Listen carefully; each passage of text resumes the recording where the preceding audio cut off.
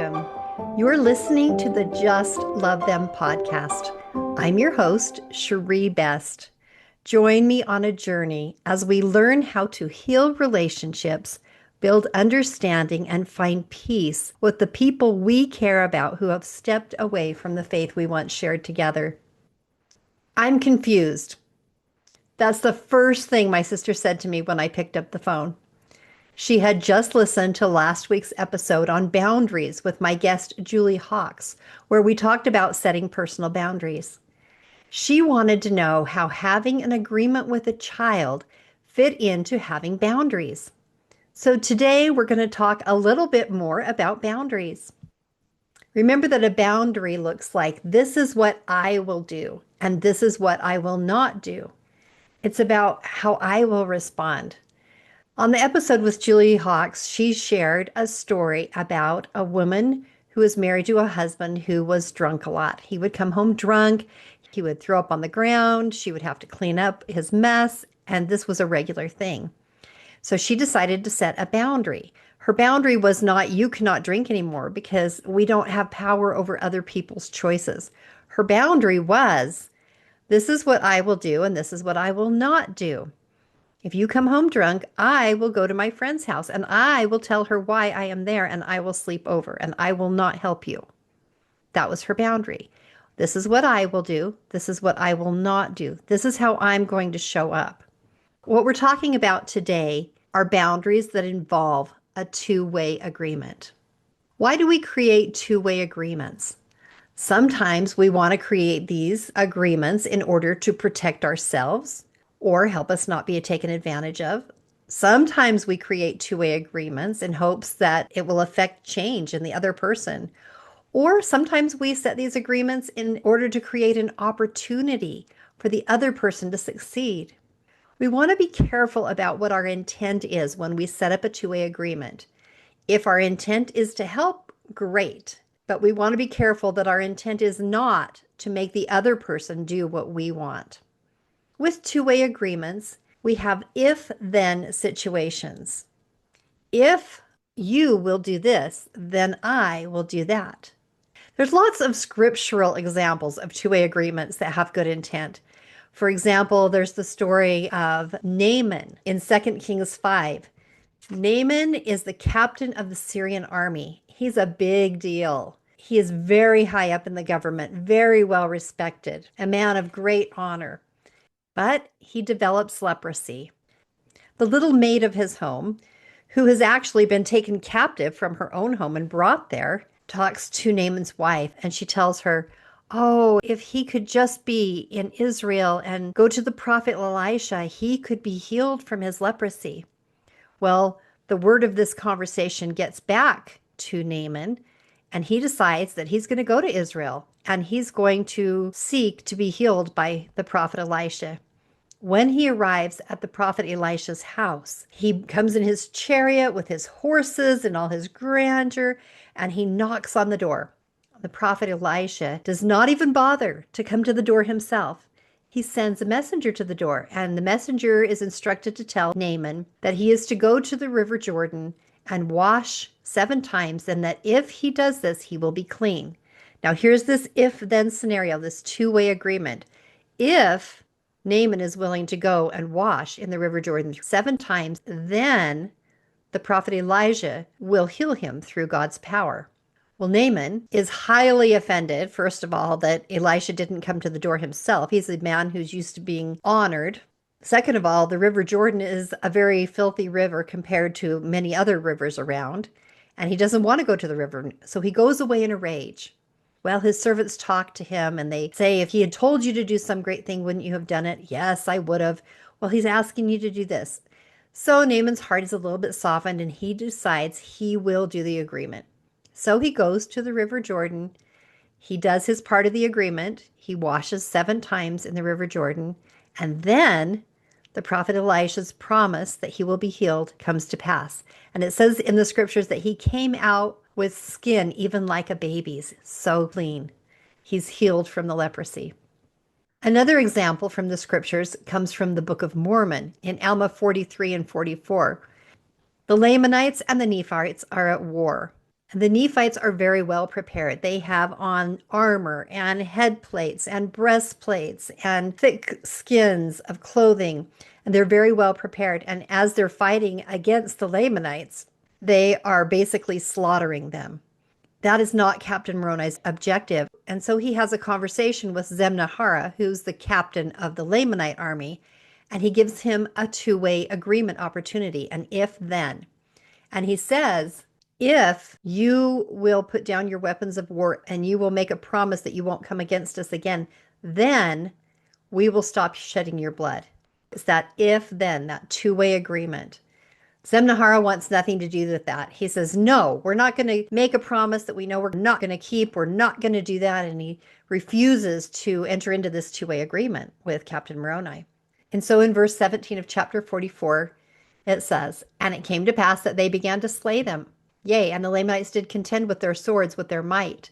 But behold, their naked skins and their bare heads were exposed to the sharp swords of the Nephites. Yea, behold, they were pierced and smitten, yea, and did fall exceedingly fast before the swords of the Nephites.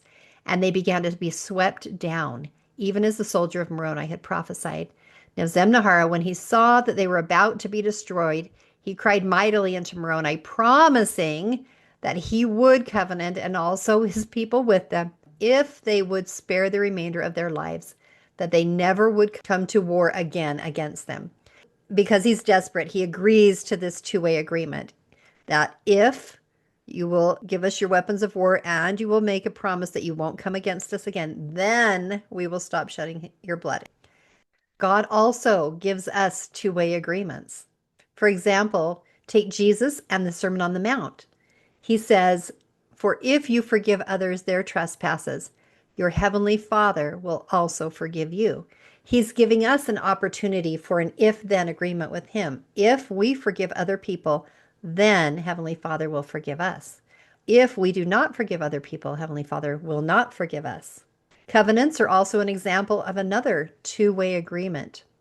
In order to have a successful two-way agreement, I'm going to teach you the 3 C's of two-way agreements.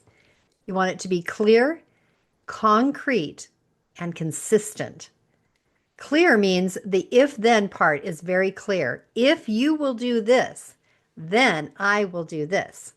For example, if you're dealing with somebody who has been verbally abusive in the past when having an argument, you can make a two-way agreement where you say, if you agree to discuss things respectfully, then I am willing to talk to you.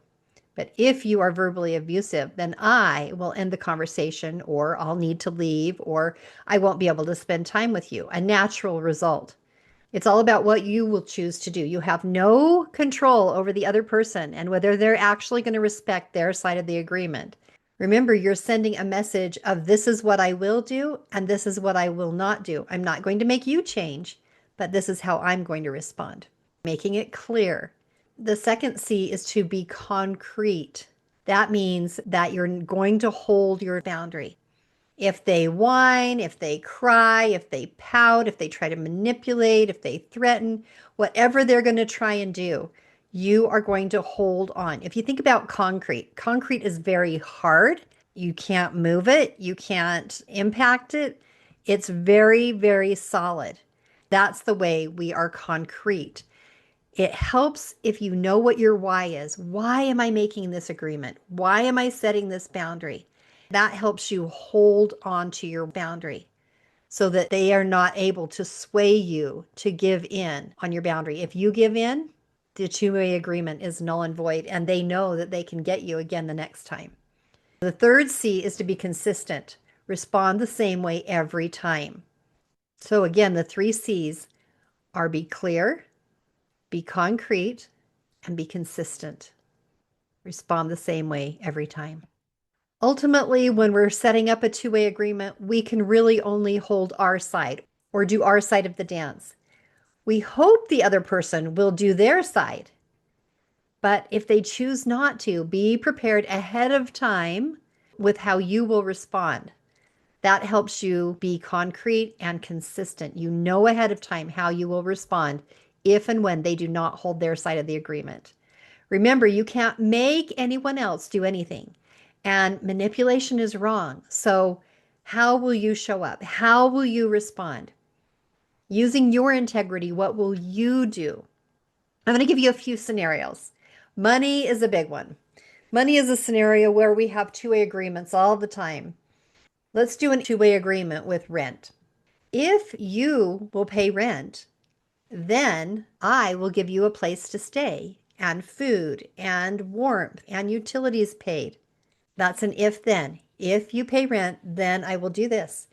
If you do not pay your rent to live in my home, then what will I do? That could look like you need to know this ahead of time and be clear about this ahead of time. It could look like I will charge you a late fee, or I will ask you to move out within this many days. Whatever it is that you decide, and it's very clear up front, then you're going to be very concrete. You're going to hold on to it and you're going to be consistent. Every month, you're going to be consistent. Another if then two-way agreement that's common is money for school. If you will maintain such and such grade level and get a job, then I will pay your tuition for the semester. But then be clear, if you do not maintain the grade point average and you do not get a job, then I will no longer give you money for tuition. So you're being very clear. You're going to be concrete. You're going to hold on to your why, and you're going to be consistent. You have to do what you say. Mel Robbins said, money without conditions is enabling, but providing money with specific conditions is support. I'm going to tell you a story. I have 6 children who do not have the same religious values I do. As a result of that, when we get together for family gatherings, especially on the holidays, alcohol has been an issue in the past. I have had a boundary that I do not allow alcohol in my house. And it was not a two-way agreement. It was just a personal boundary. And that's more what we talked about last week, just having a personal boundary, not an agreement. My children came to me at one point and said, so every Thanksgiving and every Christmas and every holiday, we want to have alcohol because that's what we like. That's the way we want to celebrate. But we also want to be with you. We want to be together. So can we come up with some sort of agreement where you can have your way and we can have our way? They wanted a two-way agreement. So we came up with a solution.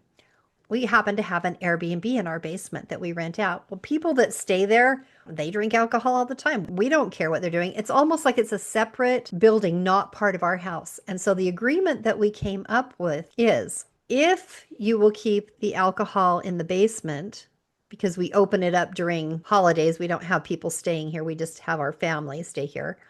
If you will keep it in the basement and be discreet and not hang out down there and congregate down there instead of upstairs with the family. If you will do that, then we will allow alcohol into the home under those circumstances. So we have this two-way agreement, if, then. Now, if you do not keep it in the basement, and if you do stay down there and congregate instead of hanging out upstairs with the family, then we will no longer allow alcohol downstairs. So see, we've got it clear, concrete. I'm going to hold the line, and I've had to hold that line a couple of times, and consistent. I have to continue to be consistent because I can only hold up my side. I have no control over what other people are going to do, but I do have control about what I'm going to do. And because I have a strong why, I want my family to be together. I want us to spend time together. I also want them to be able to celebrate in the way they want. And my children have been good about respecting that. I haven't had any drunken problems, anything like that, nothing like that. So far, our if then, our two-way agreement is working out. But if at any time it doesn't, I know what I will do. I would like to invite you to look at the places in your life where you may be feeling overwhelmed or uncomfortable, or even feeling taken advantage of, and see if you likely may need a boundary of some sort. And look at the places where you may want a two-way agreement, a boundary that goes both ways, an if-then agreement. If you need help with boundaries, listen to the recent episode, Boundaries, Why We Need Them and How to Hold Them with Julie Hawks, and I'll put a link for that in the show notes in case you missed it. If you have questions or but Shiree's, jump on the Just Love Them Facebook page or reach out to me through shireebest.com or email me. I'll leave links for all of those things in the show notes. I love you, my friend. Please join me again next time for another episode of Just Love Them.